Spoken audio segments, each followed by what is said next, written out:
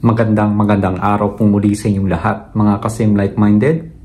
Welcome back po dito sa ating panibagong episode ulit sa ginagawa nating Jesus, My Autobiography.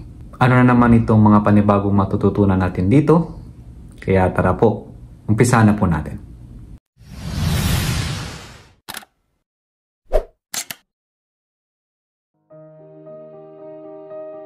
Hello everyone, once again, my name is Rudy Caserna. Ako'y nagpapasalamat muli sa inyong lahat sa patuloy na pag-aabang dito sa every episode po sa ginagawa kong Jesus, My Autobiography. At yun na nga po, ang magiging topic natin for today ay tungkol na po sa reunion.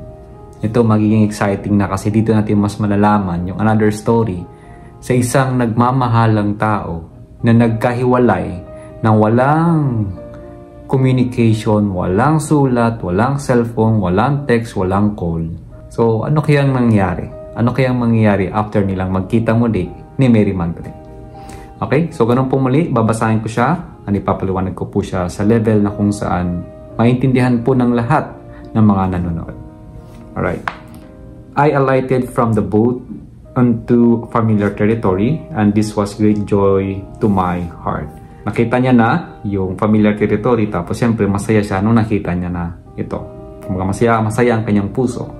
I saw a few of my friends, the young women who were working the docks. Nakita niya iba yung mga friends, tapos yung mga batang mga babae na nagtatrabaho doon sa may dock o malapit sa pier to eh. And they were very happy to see me, for I had made an impression on them as a loving being who did not judge them for their ways of their work. So masaya sila na nakita si Jesus Christ, kasi si Jesus Christ hindi siya nagbibigay ng impression ng panghuhusga. Kumbaga ang ginagawa niya kasi is pinapakita niya yung impression ng pagmamahal, walang panghuhusga sa kung anuman ang kanilang ginagawa. And I spent an hour or two chatting with them about the changes that had been made. Nakipag-usap siya doon sa kanila na almost 1 or 2 hours tungkol sa mga pagbabago na nangyari sa kanya. Some of them had indeed shifted their careers. Yun. So yung iba naman pala sa mga kababahiyang ito ay nagbago na ang mga kanilang karir o ginagawa sa buhay. They said that it was a direct result of some of the conversations that I had with them. Ang galing, no? So kaya nagbago ang career ng mga kababaihang ito, yun ay dahil sa mga words o mga payo na ibinigay ni Jesus Christ sa kanila. And I was grateful to hear that someone's life had been affected. Yan. Kaya po, masaya rin ako sa mga taong dati pa, way back 2018 na hindi pa ako nagaganito. Nagbibigay lang ako ng mga payo pagdating sa law of attraction, sa mga pagbabago. Hanggang ngayon may communication pa rin ako sa kanila at humihingi ng payo. Tapos may nagbabago sa kanila at nagpapasalamat din. So parang ganito, nakaka-ano rin ako nito. Nakaka-experience din ako ng ito. Hindi lang isa, marami sila actually. Napakarami. Yung iba, nawawala and then biglang babalik. Ganun po. Minsan 2 years later, babalik. Yan. May mga nagbabago sa kanila kasi meron na po akong naitanim na mga seeds, no, na implementa sa kanila, na kanilang ginagawa, and then after nilang ma-realize again, o sabihin, naghahanap ng more higher level of vibration na ng information, saka muli sila bumabalik. Bumabalik lang kapag ready na sila. Okay? Someone's life had shifted in a better direction because of some of the information I had shared. So yan, dahil nga sa nag-shift ang better direction ng buhay nila dahil sa impormasyon na ibinahagi ni Jesus Christ sa kanila. This made me very happy, and it made me even more determined to assist people in shifting what they were and they could accomplish in life. Ito rin, naranasan ko rin ito nung nakikita kong may nagbabago din sa ugali ng ibang tao. Kaya naging determinado din ako na, sige nga, mas mag-share pa ako more. Pero marami akong adjustment na kailangan gawin. Hindi siya yung tipong kung ano yung ginawa ko na isang paraan sa isang tao ay gagana din sa isa. Hindi po eh. Kasi lahat ng mga taong tinuturuan ko, ginagabayan ko, may mga unique na experiences. So, kahit sabihin nating iisa ang pinag-aaralan, pero kailangan ko kasing gumawa ng another way of explanation na aayon sa level ng kanilang naiisip o paniniwala. Tapos may part pa akong ginagawa na kailangan kong mag-dig Kailangan kong mag-back sa kanilang past para makonect ko, then ma-align ko sila. Yun. So, ganun po yung way nung kung paano ako gumagabay. Hindi siya basta-basta. Hindi tulad dati, binabasta-basta ko lang na, sige, turo lang ako ng turo, sige lang, ganun yung ginagawa ko. Pero hindi siya ganun ka-effective. Kasi hindi lahat ng mga tao pare-pareho ng level of mindset, lalo na sa paniniwala. Ang paniniwala kasi yung pinakamatindi. Kung matindi kasi yung programming mo sa sarili mo, hindi mo siya gaano kabilis mababago ang buhay mo, kasi kailangan muna talagang ma-align, first of all, ang perception o yung way kung paano ka umintindi o kung paano mo bibigyan ng meaning ang mga bagay-bagay na pinapaliwanag ko o nangyayari sa iyong buhay. Ayan. As I climbed the hill out of the town, I turned back and looked. I could see the landscape, the town situated at the side of the water and the dusty hills in the distance, and I could see the concentration of humanity in that area. So, nung makit daw siya sa town, sa hill, nakikita niya yung town, pag dilingon siya palikod, no? At nakikita niya yung landscape na kung saan yung side ng water, yung dusty hills daw, kung titignan niya sa malayo, napapansin niya na yung concentration ng humanity doon, yung concentration ng mga tao ay nandoon. Parang halimbawa, kung nakatira kayo sa probinsya, di ba? Kung nandun ka banda medyo wala sa bayan at umakyat ka ng isang bundok, makikita mo yan na parang nandun lahat ng mga tao nakakonsentrate. Yan. I thought for a little while how interesting it was the humans put themselves in such concentrated numbers despite the surrounding environment.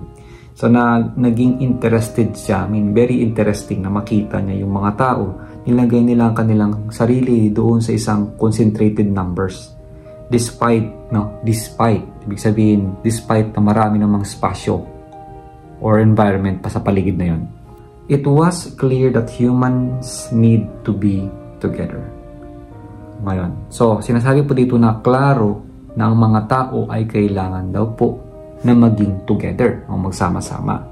That they thrive in some way by being close to one another. Na sila po ay nagka-thrive in some way, in some part, na kung saan nagiging close sila sa isa. Parang halimbawa, sa ginagawa nyo ngayon, di ba pag nag-work tayo o may iba tayong mga friends and so forth, parang nagka-thrive tayo in some way. Yun nga, sinasabing same like-minded. Yung mga nandito ngayon nakikinig. We are all here. You are all here. Kahit di ko alam kung nasan kayo, kahit pa isa-isa kayo nanonood, nagkakaisa tayo sa ginagawa natin to. Yet, their ability to live together was deeply compromised by their fractious ways and their attacking minds. Ngunit, kahit sa isang lugar na to, ang mga taong ito ay deeply compromised sa kanilang fractious ways and their attacking minds. Ibig sabihin, yung mga paniniwalaan na program sa isipan ay punong-puno ng sabihin natin panghusga, pang-atake, ganun. So dito po, sa ginagawa kong ito, lalo sa Rujik Divine Hub po, wala po yung ganyan. Dahil binanggit ko na sa inyo yung 6 foundations po ng spirituality. Dahil napaka-importante kung meron talaga kayo nun, mawawala po yung sinasabing compromise by their fractious ways and their attacking minds. Ayan, okay? Which cause attacking behavior. So kapag ang isipan mo kasi is naka-program sa a lot of attacking mind, yung meron nga, example na lang po, no? Meron pa akong isang ginagabayan din, hindi ko nababanggitin ko ng pangalan niya.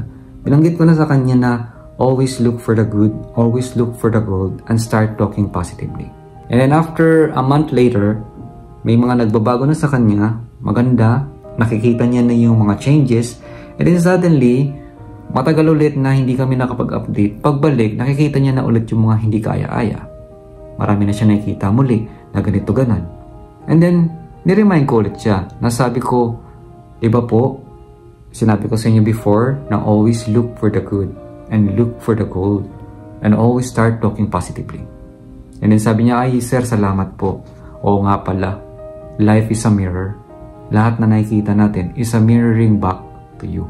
Lahat mo na nakikita nyo kasi na parang hindi maganda at pangit, yan po ay minanifest mo sa harap mo. Walang ibang tao may kagagawa niyan, kundi ikaw. Yung mga taong nakikita mo, they are playing their role. Kumbaga sinet up nila yan, they play their role na maging ganyan sila. para matuto ka sa kanila. Ganon ka rin sa sarili mo. You're playing that role kung ano ka man ngayon kasi itong mga taong nakakaharap mo ay minanifest ka rin nila because they have to learn something from you. Pero kung hindi nila napapansin to, hindi nila ginagawa itong mga ginagawa mo dito, na nakikita mo, nanonood ka nito, sabihin natin yung mga taong yun, hindi na nagbabasa ng book, hindi nakikinig ng audio, o hindi nagme-meditate, walang ginagawa sa sarili, hindi aware sa mga gento. So, most likely, hindi sila aware. Pero ganun pa man, since nandito ka at nakikinig ka at nanonood ka sa ganito, meaning you're more aware. So, mas more na kapag ikaw ay aware, the more na ikaw magbibigay ng forgiveness. The more na ikaw magbibigay ng compassion. The more na ikaw dapat ay self-aware. The more na ikaw ay magbibigay ng pagmamahal. The more na ikaw magbibigay ng kindness. At the more na dapat mas maging aware ka sa sarili mo na ikaw ay hindi manghuhusga. Yan, hindi siya madali. Pero sabi ko nga, you have to really, I'm sorry but you have to push at first. Na hanapin lagi yung maganda. Na lagi mong hanapin ang ginto sa sukdulan ng pangit na nangyayari sa buhay mo. And kahit ang hirap maghanap ng maganda sa buhay, kailangan mong piliting hanapin kung nasa ng maganda doon. And then, always and always and always and always and always, ang pinaka first ever na dapat lalabas sa bunganga mo ay maganda. Positive. Hindi siya madali. Pinakamahirap to. Pero tong pinakamahirap na to, pag nagawa mo, makikita mong pagbabago kasi hindi mo na kinocontaminate yung future mo. Nagsasabi ka na ng maganda.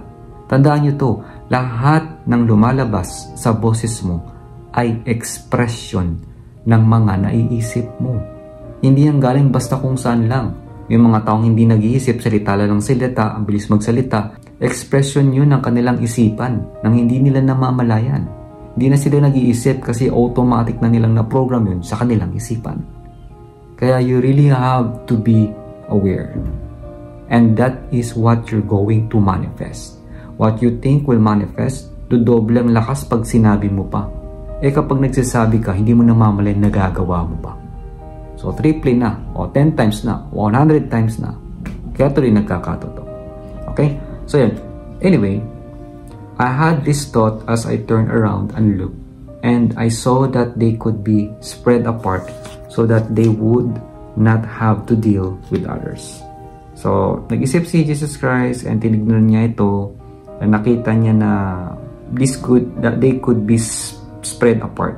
Na pwede silang pag-spread, no? Pag-iwalay-walayin. That they would not have to deal with others. Na kung saan hindi na nila kailangang mag-deal sa others. But, humans do not do this. Okay. So, may mga tao nga naman na kahit punong-puno na ng chismisa, ng mga kalokohan, kaguluhan, hindi pa rin talaga nila magawa kung anong dapat nilang gawin para umiwas sa mga ganito. Kasi, isa magnet. Naatak sila eh. Alam mo yung tipong nagagatungan mo yung isang kwento ng isang tao kasi negative. I mean, sabi natin, egotistical siya. Eh gusto rin ni ego yung pagkain ni ego. Papatong ka dun. Magkikipagkwentuhan ka rin. Dadagdagan mo pa. And then yun yung lalaki. Parang sabihin natin, ikaw ay isang kahoy din na may isang tao nagsalita, umaapoy siya sa mga pangit na sinasabi niya. Tapos ginatungan mo, nilagyan mo pa ng apoy, lalo lumakas ang apoy, nahawa ka na rin doon. And tandaan nyo rin po to, isa pa. Everything na binibigay ko sa inyo ay binibigay ko rin sa aking sarili. So madaling salita, kung ano ang ginagatong mo sa iba o sinasabi mo sa iba, binibigay mo rin sa sarili mo. Kaya you have to be aware sa mga sinasabi mo, iniisip mo, at mga ginagawa mo. Okay? They will pack themselves into a very small space so that they do not have to be alone. For another aspect of the mind that is very powerful is this belief that we are alone. So yung mga tao kasi parang pinapak nila, nagkukumpulan sila sa isang maliit na space para hindi nila maramdaman na sila ay nag-iisa. For another aspect of the mind, kumbaga sa ibang aspeto ng isipan natin, napaka-powerful nito sa paniniwala na to na tayo ay alone basically. That we are alone. Ngayon, alone ako right now. Pero, not necessary na masasabi kong ako'y nag-iisa talaga kasi alam ko ngayon right now, hawak-hawak kong book ni Jesus Christ. Nandito rin siya ngayon, kumagabay sa akin at nanonood sa mga pinapaliwanag ko sa inyo. Okay? Of course, that is not the case. Diba? But this will be a lecture I give much later on. Ay, ma'am, sa susunod niyo na pa pala, ibibigay yung lecture pagdating sa ganito. When I tell you about I became enlightened, at this point, I was not enlightened. Ikikwento niyo na lang kapag siya na enlightened na, pero sa point daw nito na nakauwi na siya sa lugar nila, nakabalik siya, hindi pa daw siya enlightened. I was somebody who had merely educated himself well. At sa point po nito, siya po yung taong na-educate niya o naturuan niya ng mabuti ang kanyang sarili. Kaya kayo rin po, sa ngayon, kahit ako, nandito rin po ako sa point na kung saan inu-educate ko pa ng maigi ang aking sarili. Pero palapit na po ako sa enlightenment. Akala ko nga nun, enlightened na talaga ako. I mean, awaken na awaken eh. Hindi pa pala. Nandun pa pala ako sa point na sinasabing na-educate pa, ine-educate pa yung sarili. Educate himself well on the state of human mind and human thought process and had seen through observation and personal practices. So yun, so ine-educate ang sarili pagdating sa pagtingin ng o obserba ng mga isipan ng mga tao and also pag-observe at pagkakaroon ng personal practices. So way back 2014 dito ako nag-start talaga. Na sinabi ko sa sarili ko kung may babaguhin ako sa lahat sa sarili ko, ano ang pinakauna na dapat babaguhin ko. Pinag-isipan ko ng maigi yan, and then in-imagine ko, and then automatic nag-pop up sa isipan ko yung way back 2003 nung third year high school ako, na wala akong focus sa isipan at sa emotion. Emotions, may something talaga sa emotion ko. Nasabi ko, kung may babaguhin ako, unahin ko emotion ko. So doon po nag-start ang lahat, emotion talaga. Hanggang sa nag-evolve, nung may nababago na ako sa emotion ko, naku-curious din ako sa mga tao. Bakit? Sabi ko, talaga bang kailangan yung laging sasabihin ng isang tao? Talaga bang kailangan paulit-ulit lang? Bakit kaya yung lagi at laging naiisip niya at sinasabi niya? Bakit parang kay sabihin niyang okay daw siya, hindi ko naman makita na okay siya kasi panay ang reklamo niya. So marami ako naging question nun, as in, saan nakukuha ko na siya? Like, alam mo yung mga tipong mga paniniwala na kung ako ay babaguhin mo, dapat baguhin mo muna ang sarili mo. May mga bagay din na pipilitin mong baguhin siya bago ka magbago. Yung ganun. So mga ganyang bagay ginawa ko po. Pero nakita kong sagot na sa lahat-lahat, as in kahit anong gawin ko, kung gusto mo talagang magbago, ang paligid mo, pati yung tao mga nakakausap mo, ang unang babaguhin mo yung sarili mo. So sa sarili mo, nung uunahin mong babaguhin, yung isipan mo. Kasi kung nabago mo na yung isipan mo, na-train mo yan, na-educate mo, yung katawan mo kusang sasama. Nung kusang gagalaw, magbabago yung katawan mo rin. And kung may nagbabago na dyan sa isip mo, sa loob mo, sa puso mo, pati yung external mo, may nagbabago na rin. Magtataka na rin yung mga taong nasa paligid mo, o maaring kung hindi sila magtaka, nawawala tong mga taong to at napapalitan ng mga bago. Mga bagong taong katulad ko o katulad mo na iba na ang way mag-isip, iba na rin ang way kung paano makiramdam o yung feeling nila. At yung mga words din na maririnig mo ay totally mag-iiba. Okay? So yun. How thoughts create different lives and how behavior comes from thoughts. So yun, sinabi niya rin dito na kung paano yung isipan nag-create ng kakaibang buhay at kung paano ang behavior din ay nanggagaling sa isipan. This was something that fascinated me endlessly, and of course, the unlimited number of permutations and patterns of this manifesting in the world are always fascinating to see.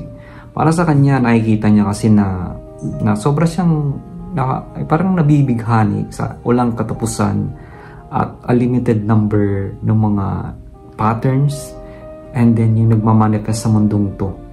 Yun, kahit ako rin dati, sabi ko, marami kasing, kahit sa work, example na sa work, sa araw-araw na lang pumapasok ako, sabi ko, parang hindi napapansin ng mga taong to na merong standard na ginagawa. Alam ko, infinite, everything. Pero meron at merong standard. Pag sinabing standard, merong energy na sabihin natin, yun yung tipong magbibigay parang isang gabay. Iisa lang siya. Yan. Pero pwedeng gamitin sa every different kinds of situations. Yan. So, inobserbahan ko siya maigi, ganito, gano'n. And sabi ko, may pattern talaga pati yung tao may pattern halimbawa, ito, sa ginagawa natin, yung 6 foundations ng spirituality na lang. Foundation siya. Yun yung meaning niya. binigay ko sa inyo. Kung napanood nyo yun, kung hindi nyo pa po napapanood, mas maganda mapanood nyo. Pero yun, uulitin ko na lang dito. Ang 6th foundation ay self-awareness, number 1. Number 2, magkaroon ka ng forgiveness, maging mapagpatawad. Pangatlo, magkaroon ka ng compassion, maintindihin, maging maunawain ka sa mga tao. Pang-apat, maging loving ka. Pang-5, maging kind. Pang-6, no judgment. So yun siya. Parang in general lang no, na 6 foundation. Pero pag yan ay ginamit mo sa buhay, magdi-differ yan. Iiba-iba. Pero kahit mag-iiba-iba yan, pwede mo siyang ipasok. Ganon din yung 5 basics foundation po. Yung who do you listen to, teachability index, training balance skills, 4 steps when learning new information, and master the first 4. So magagamit nyo din siya. Kaya po yung mga basics, this is not just the basics kapag pinag-aralan nyo lang ng once. No, mahigit 1,000 o ewan ko kung nakakailang, baka nakamilyon na ako ng master dito sa 5 basics foundation na to kasi simula 2016 pa po eh. So almost magti 10 years na.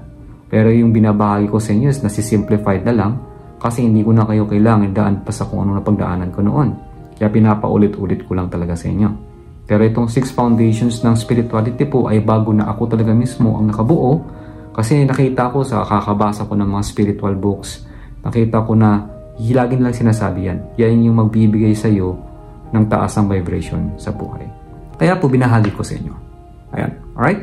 Kapag siya daw ay naglalakad, magmumukha lang parang wala siyang ginagawa. Pero sa totoo lang, siya po ay ini-educate o kinakausap po ng mga non-physical na yung sinasabi ng mga spirit o spirit guide. Ganyan. I was receiving information. Of course, this is the kind of thing that anyone who observed me did not know. So yung mga tao, ito po yung kagandahan na sinasabi ko sa inyo, na kapag kayo po ay magbabasa ng libro o kung sino man ang papakinggan yung tao, make sure na yung taong kausap nyo o binabasa nyo ay siya mismo ang source o nagsimula ng information na yon. Kasi tignan nyo dito, sabi nyo, klaro po, no? This is the kind of thing that anyone who observed me did not know. Ibig sabihin, kung inoobserbahan mo lang si Jesus Christ, sinitignan mo lang siya na akala mo naglalakad lang siya, tumatango, gumaganyan, ganyan lang. Pag nagkita kayo, gaganon lang siya, uy, kamusta ka, ganyan. Tapos maglalakad siya ulit ng solo. Pero hindi mo namamalayan, sa loob niya, binibigyan pala siya ng edukasyon. Kinakausap pala siya. So yun siya. Kaya po yun yung sinasabing you don't have to assume. Hindi ka talaga pwedeng manghusga sa isang tao kung ano pumapasok sa isip nila. May pumapasok pa, kinakausap mo sila o in-educate ba sila o hindi. Yun po ang ibig sabihin nun. Kaya po, napakaganda na kapag kayo magbabasa, hanapin nyo yung pinakatotoo na talagang directly nyo nakukuha sa kanya ang impormasyon. Kasi ito sa kanya, direct na to, personal experience niya.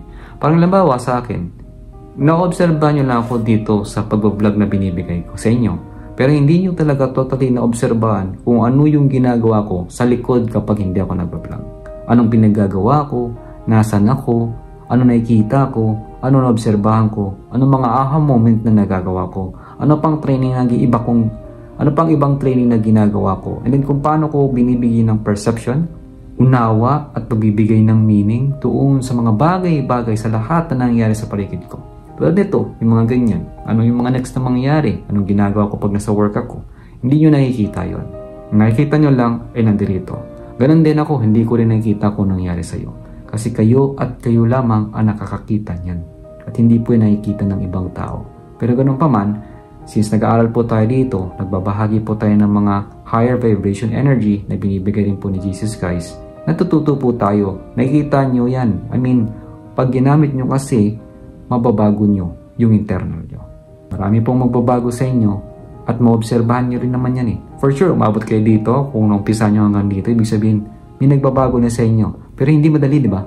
Kaya lang hindi siya nagiging madali kasi hindi kayo nagiging persistence o nagkakaroon ng perseverance. Ibig sabihin ng perseverance, yung talagang tuloy-tuloy. Kahit nadadown ka, kahit nasaktan ka, kahit sa paligid mo, environment mo hindi maganda, yung itutuloy mo pa rin. Na talaga nagde-decide ka, naiinis ka, nagagalit ka na ayaw mo na ng ganyan. Alam mo yung tipong, nagagalit ka, tapos naging hype ka, may binabago ka na sa sarili mo, and then suddenly, nung humupa yung apoy na yun, bumalik ka ulit sa comfort zone mo, bumalik ka na naman sa dating pag-uugali mo. Yun. And then nawala ka na, hindi mo na tinuloy. Nasaan ka na?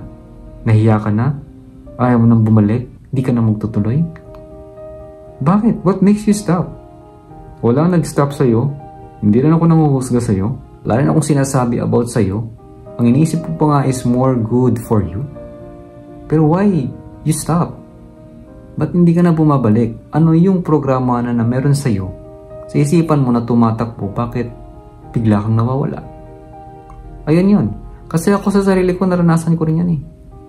There's really something in me, sa isipan ko at sa puso ko, na bakit ganun? Bakit hindi ko na siya magawa? Anong nawala? Ano yung you have to ask yung mga beliefs na meron sa'yo? Bakit? Anong pumipigil sa'yo? Pag-isipan mo yung maigi. Pakinggan mo ng maigi. Kung hindi mo to nagigets, yung sinasabi ko, ibig sabihin, kailangan mo pang ulit-ulitin itong vlog na ginagawa ko para mas talo mo siyang maunawaan. Itong video na to. You really have to re-listen again. Okay? So yun, tuloy lang tayo. So they were surprised to hear some of things that come out of my mouth and wondered where I got the information, for it was not always information that was available in this time and place. So yun, nagugulat yung mga tao kasi kapag siya ay nagsalita na parang kakaiba yung mga words na binibigay ni Jesus Christ, na kung saan itong informasyon na to ay hindi naman available nung time na yun. Nung nga naman, wala masyadong books na mababasahan. Kumbaga, galing kasi yan sa spiritual, sa non-physical. Kaya po yun yung sinasabi ko na pag once kayo po ay nagkaroon ng connection sa non-physical, makakakuha kayo ng infinite intelligence o infinite information na kung saan wala sa mundong to. Na kung ano ang meron doon sa kanila, ay pwede nyo ring dalhin dito. Yun yung kagandahan nun. Yan. It certainly went against a lot of the doctrines of the church that was in charge of the lands at that time. Na ito daw ay against sa mga nangdodoktor sa church, na kung saan yung mga in charge sa church po. Kasi hindi nila matanggap talaga siyempre yung mga sinasabi ni Jesus Christ, yung mga wisdom of words niya. Kasi sila, wala naman silang access sa non-physical eh. Eh si Jesus Christ meron kasi. Yan. So you must also remember, okay, kailangan din daw nating maalala o tandaan na ang Roman aspect in that time and place, yung aspeto ng Roman, kaya nga Roman Catholic, diba? Yan. That there were military installations around. Merong mga militar pala sa lugar na yun. Forces were not in huge numbers. Hindi pa ganun kalaki yung mga militar. But we were indeed occupied by soldiers, by gangsters. Pero sila ay napapalibutan ng mga sundalo at mga gangsters, if you will. But I digress. Okay? So yan. So I walked very slowly through the landscape, paying attention to this dear and wonderful place that I had been away from for 3 years. So siya ay naglalakad at inoobserbahan niya at nagpe-pay attention siya sa mga napakagandang paligid kasi nawala siya for 3 years. This was not a trip I had taken lightly, and now I stepped toward my hometown. Hindi niya kasi ito tinake. Kumbaga, hindi niya kasi ito niliit yung travel na ginawa niya. I became concerned. Kaya siya ay naging concerned. I am thankful that I knew that only through remaining in the present moment by focusing on that which I wish to create would I remain at peace. Nagpapasalamat siya kasi alam niya sa remaining ng present moment, pag-focus sa kung ano ang hinihiling niyang i-create, ay magre-remain at peace. If I went where my mind desired to take me, I would have become very anxious and nervous about what I was to encounter. Kapag kasi yung isipan niya ay nag-desire at gusto niyang pumunta doon o dalhin siya doon, I would have become very anxious. Kumbaga, magkakaroon kasi siya nung, alam mo yung worry, parang hindi mapakali, at kinakabahan about what I was to encounter. So, ganoon din po yung nangyayari sa atin. Obserba nyo lang po, tignan nyo maigi. Kapag wala kayo sa present moment, naglalakad kayo, may pupuntahan kayo, at ang isipin nyo, nandun kasi. Tumatalon, may desire ka, nandun ka kaagad. Anong binibigay sa iyo ng isipan mo? Siyempre, kaba, paano yan, ganito? Hindi ko talaga alam kung paano siya gagawin eh. Ganyan, halimbawa, bibigyan ko real example sa inyo. Dito po sa Canada, nagpasa na po ako ng mga documents for PGWP. Alright? So hanggang ngayon, wala pa rin. Hindi pa lumalabas. Ang PGWP, ang tawag po dyan ay Postgraduate Working Permit. So itong file na to, pinasa ko siya since last year ng December. And then, until now, wala pa. So June na ngayon, mawawala na yung visa namin. Actually, wala na kaming visa talaga. Pero tuloy pa rin syempre kasi may documents na mga kaming hawak na nagsasaad na hanggang dito lang to and then hanggang sa makakuha ka ng PGWP. Alright? So, ang ibang mga tao nag-worry. Kasi nag-jump sila eh. Paano ganito? Paano ganyan? Yun yung sinasabi ko. Ako hindi ko iniisip yun. Pangalawa, yung pagpapa-PR. Dito naman, sa pagpa-PR. Sa PR naman, I'm not really worried about sinasabi mga points kasi ganito, kasi ganyan. I just really don't know. Kasi kapag iisipin ko yun, masistress ako sa mga kailangan kong gawin na hahanapin ko ganito ganon. No, yeah, I know I have to take some steps. Pero wala akong kailangang pilitin. Wala akong kailangang madaliin. Ba't ko mamadaliin yun? Focus na ako sa present moment. And another thing, sa work na ginagawa ko right now, I'm supposed to be looking ng mga trabaho na kung saan ayon na sa kung anong tinapos ko dito as international business. Pero hindi ka ganun kadali maghanap ng trabaho. Hindi ko nga akalain na challenging maghanap ng trabaho dito kasi ako diverse ako eh. Kumbaga dami kong experience. So kung mag-a-apply ako, hindi ko pwede ilagay lahat nung meron sa resume ko. Kailangan ko anong lang focus. Halimbawa, customer support. Dapat lahat ng experience ko sa customer support, yun lang na ilalagay ko. O kung ano yung sabihin natin, Japanese interpreter, yun lang dapat din ilalagay ko kung mag-a-apply ako sa mga kumpanya. Ganun pala dapat yung gagawin. Kasi kung ilalagay mo yung iba-iba, malilito sila. Kaya dito parang centered lang eh na kung ano yung profession mo. Pag mag-a-apply ka sa isang posisyon, yun lang din ang ilalagay mo. Kasi kung mag-iba, ma-out ka. So, kung sa Pilipinas kasi, pag nakita ng tao na, uy, marami ka experience, uy, marami na pala, mas mabilis kang tawagan ng mga employers o sabihin natin yung mga recruiters na gusto kang, yung sabihin natin yung naghahanap ng mga tao. Mas madali yung kapag ganun. Dito hindi, ibang-iba siya. Ngayon, syempre may mga workmates ako na sinasabi na ano na nangyari sa katrabuhan mo, parang may magbabago na, ganito gano'n, may haka-haka silang sinasabi kasi nag-word sila. Na sinasabi nila, nakikita daw nila na ganito yung mangyayari sa company. Yan sa akin, oo, gano'n lang ako, ina-acknowledge ko lang, ay ganun ba, talaga, tingnan natin. Pero sa akin, sa sarili ko, sinabi ko talaga na hindi na ako gagalaw. I mean, meaning ng hindi gagalaw is hindi ko papakialaman kung ano ang gagawin ng may kapal. Law of attraction rin to. Hindi ko papakialaman na gagawa ako ng way or solusyon na ganito gano'n, na dapat ito, na dapat ganyan. Yung pipilitin ko. Ganun kasi ako dati. Pinipilit ko na kailangan maghanap lagi ng solution. Right now, I'm 100% binibigay ko na sa taas. Sabi ko, papabaya ko na po sa inyo lahat. Susurrender ko. Gagawin ko, kung nasan ako ngayon, alam ko ang hangad ko, alam din nila ang hangad ko, aware na sila doon, at sila po magtatrabaho nun para sa akin, at gagawin ko lang ay mag-focus sa present moment. And I know, when I get there, I will see further. Ano po big sabihin nun? Kapag nandun na ako sa point na yun, makikita ko ang sunod na dapat kong gagawin. Alam ko yan, talagang nagtataka ako minsan, may mga bagay na may gusto na akong bilhin, may gusto na akong gawin. Alam mo yung may kakayahan ako ng gawin ko agad siya, pero hindi ko siya magawa. Ang tinatanong ko talaga sa sarili ko, ano kaya itong magandang mangyayari? Alam ko may something kaya hindi ko agad siya nagagawa eh. Always yan, always. Alam ko may maganda talagang nangyayari. Yung parang may pumipigil sa akin, ba't di ko siya agad magawa? Halimbawa na lang, may gusto kong pag-aralan yung Tai Chi, yung Qigong. No? Or di kaya mag-aral ako ng piano dito.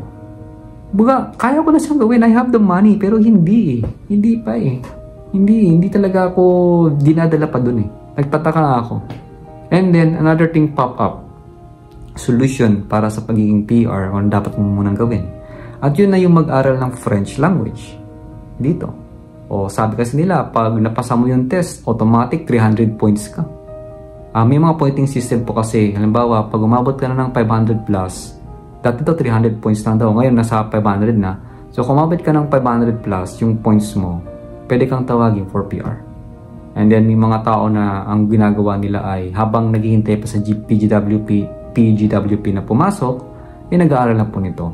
Ako po, actually, pinag-iisipan ko rin kung gagawin ko na siya. Kasi marami akong schedules na ginagawa. Marami akong mga priorities like ito, vlogging. Pero din ako Logic Divine Hub. May mga information akong pinag-aaralan like pagbabasa ng book, pagkikinig ng audio, and so forth. Ganun siya. So kung may papasok kasi ako sa ganyang bagay, parang another load sa isipan ko. Kasi supposed to be, kapag ikaw says packet na sa vibration na hinahangad mo, pataas ng pataas ka, dapat yung bigat nandyan sa isipan mo ay binibitaw mo na. Nililet ko mo. Binibitaw mo siya para umangat ka.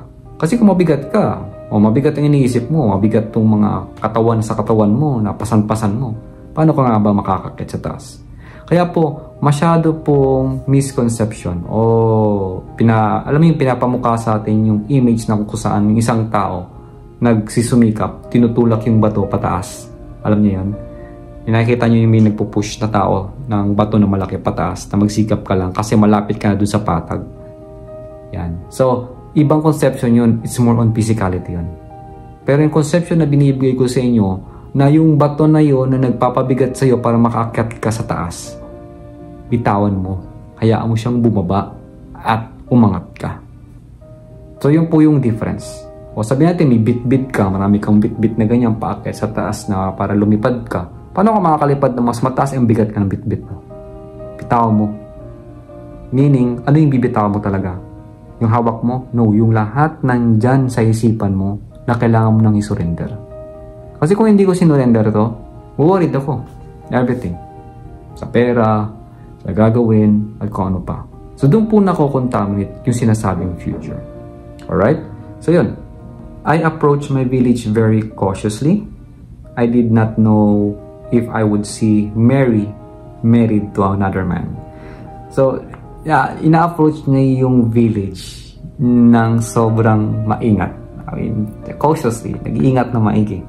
Kasi hindi niya alam kung makikita niya si Mary Magdalene, kung nagpakasal na ba o may iba na siyang lalaki. And I did not know what would happen. So, hindi niya alam kung ano ang mangyari. As I approached her family's home, yung paparating na siya doon sa bahay ng kanilang pamilya, ni Mary Magdalene, I saw her outside, doing some laundry. Nakita niya sa labas si Mary na naglalaba. Of course, you remember that I had grown stronger.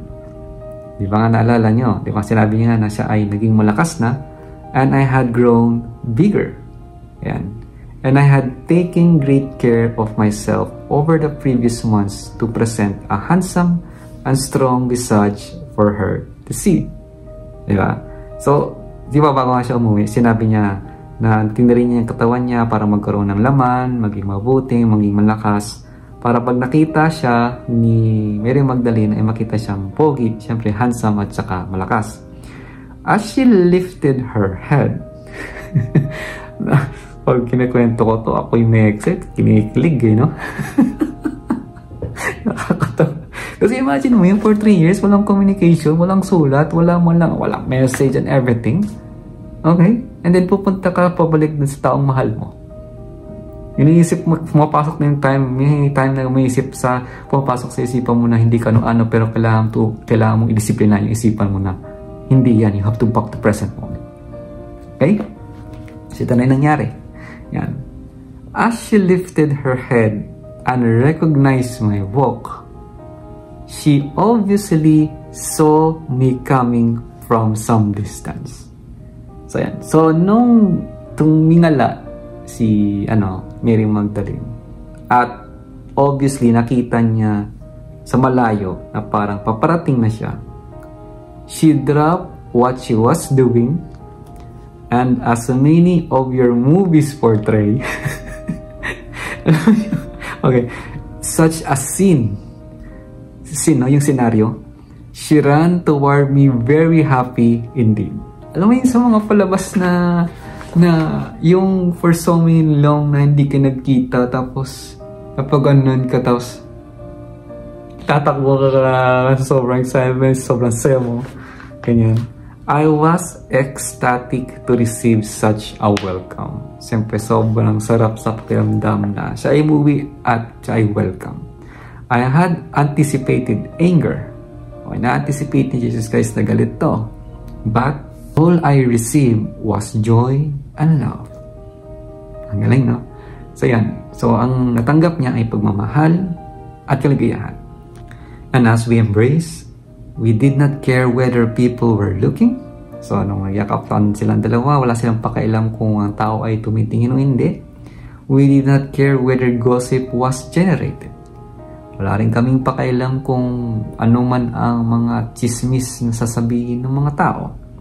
For that was one of the main activities of the community in that time and place. Kasi usong-uso talaga kasi yung mga chismisa na yung gawa ng storya pag sa mga probinsya. Hindi ko alam kung hanggang ngayon ganun pa rin. Kasi may social media na, di ba? Before nang wala pang social media, mga text-text lang na yan. Sabihin natin since 2000, mga year 2000, 1, 2, 3, 4, nung nasa province pa ako ng Aklan.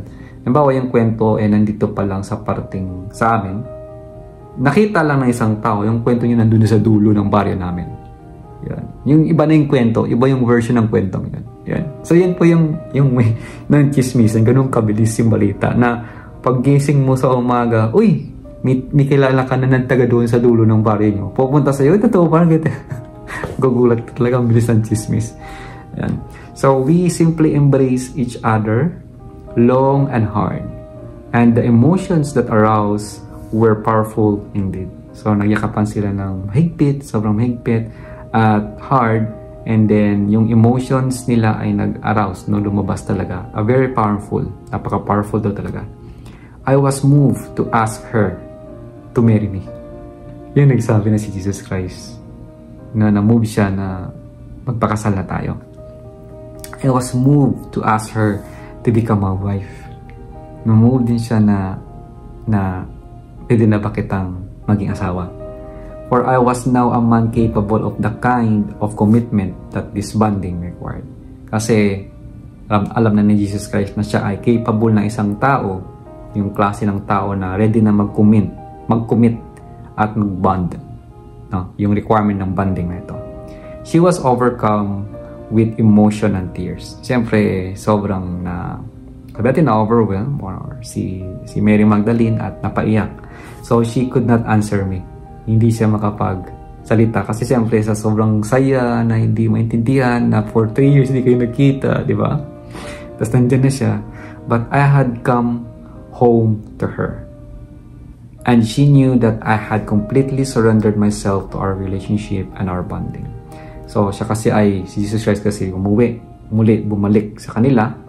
And alam din ni Mary Magdalene na si Jesus Christ ay completely nagsusurrender na. Yung sarili niya sa relationship nila para sa kanilang pagkakaisa. It was a magnificent moment. Try to imagine that story. No, visualize nyo kung anong nangyari. Na parang, kaya nung nabasa ko rin ito dati, nung nag-uumpisa pa lang ako, natawa ako nito kasi kinilig din ako na, isipin mo yun for 3 years, di ba? 3 years, walang communication, walang sulat, nag-iisip, 3 taon yun, isipin yung 3 taon na puro kaisip. Anong gagawin mo nun? Natutulirong iba. Ang iba naghanap na ng iba. Sasabihin na may iba pa namang lalaki dyan Sasabihin naman ng iba, bakit di lang naman nag-iisa yung babae sa mundo Diba yan yung common na sinasabi? Ba't lungkot na lungkot ka? Bakit down na down ka dyan? Ba't parang feeling mo siya lang lalaki sa buong mundo? O sabihin natin, parang isipin mo siya lang yung babae sa buong mundo. Diba? Narinig na natin yan for sure. Narinig mo nyo na yan sa mga palabas at kung saan pa. Patignan nyo yung ginawa ni Jesus Christ at ni Mary Magdalene. Yung trust. Hindi lang sa trust, marami nagsasabi ng trust. 100%. Was it really about trust? Hindi. It is really about the discipline sa isipan.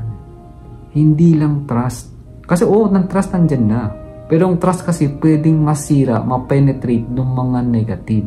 Lalo't kapag hindi mo dinidisiplina ang isipan mo. Pwede ka kasi ma-penetrate ng kahit ni Nino, nung magsabi. Mamaya, 10 tao na nagsasabi sa'yo. Huwag mo nang hintayin yan, kalokohan na, baka mamaya namatay na yun. Baka wala na. Siyempre, for 3 years pa naman, walang communication. Pero, ang question, ano kaya ang ginawa ni Mary Magdalene para patuloy siya na maniwala o paano niya dinisiplina ang kanyang isipan na babalik at babalik si Jesus Christ? Ano kaya yan? Pero siyempre, wala pa dito yun. Pero soon, malalaman niyo rin kung saan. Hindi po mga kwento dito yun, pero nalaman ko na yung kwento ko anong ginawa niya. Pero sa ako na lang po ipapaliwanag kung saan book at kung anong book yun. Alright? So yan. There is no doubt about it, and that stands out in my memory above many of the events of my life. So yan, sa memory po kasi niya, nung sinusulat niya to, yun yung isa sa pinakamagandang moment na hindi niya makalimutan, yung pinaka-above na nangyari. Kaya nakikwento niya po dito. So yun po, dito po nagtatapos yung story about sa reunion. Ang next na magiging topic naman po ay yung A Stranger in a Familiar Land. Yun na po yung magiging next. So kamusta po? Ano po muli ang bago niyong natutunan? Ano po mga bagong aha moment na nakuha nyo dito po sa ibinahagi ko sa inyo? For sure, meron ulit. Kung wala man, siguro kailangan nyo lang ulitin tong video na ito. And isa pa po, hinihiling ko na lang po na mag-like po tayo dito sa video na to para yung video na to ay mapanood din po ng ibang tao na hindi po aware sa YouTube vlog na meron sa akin. Malaking tulong din po to sa mga taong naghahanap ng ganitong klaseng impormasyon, yung maraming mga questions sa kanilang buhay. Minsan kasi may mga questions sila sa buhay nila pero hindi nila hinahanap. Kaya kung ito ay nilalike nyo, who knows, it might magically appears sa feed ng kanilang YouTube. Na, uy, bakit ganyan? Uy, bakit ganito? Kahit yun po, yung tulong na ibigay nyo po ay sobra kong pasasalamatan. Nakikita ko naman po kung gaano kadami yung nanonood. Hindi ko lang makita yung dami na nag-like. No? So yun po, malike po natin at kung kaya nyo rin mag-comment, comment din po kayo down below. Tanggalin na yung mga hiya na yan, mag-comment na tayo. Lagi na lang tayo nahihiya. For sure, meron naman kayo natututunan. Kung meron man, comment nyo lang po down below. Okay naman, sige, kung gusto nyo mang suluin, okay naman. Pero iba kasi kapag binibigay nyo as a gift, yung mga nagiging aha moment nyo sa mga taong makakapanood dito. And once again, my name is Rudy Lacerna. Maraming salamat po palagi sa inyo sa patuloy na pagsusubaybay. God bless us all wherever we are po. Thank you, thank you, thank you. Your love is like